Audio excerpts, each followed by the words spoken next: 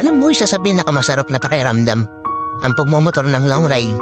Yung tipong pagsakay mo pa lang ng motor, pagpapaandar ng engine, may mararamdaman ka ng kakaibang saya.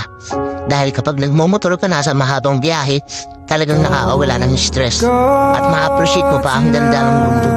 Yung tipong habang nagmumotor ka, masasabi mo na lang sa sarili mo na, wow, ang sarap palang mabuhay. Ang ganda pala ng mundo. Lalo na kapag ang patakbo mo ay chill lang. I-enjoy mo lang talaga ang moment. Madami kasi tayong kanya-kanyang problema sa buhay eh. Pero pag nagmumotor ka na, makakalimutan mo ang problema mo. Lalo na kapag maganda ang view, maganda ang kalsada, tapos di mo namamalayan, nagkakaroon ka na pala ng positive mindset. Dahil magaan ang pakiramdam mo eh. Kaya kapag stress ka na, kailangan mo lang din talaga minsan ng mahabang biyahe bilang isang pahinga. Ang weird, no?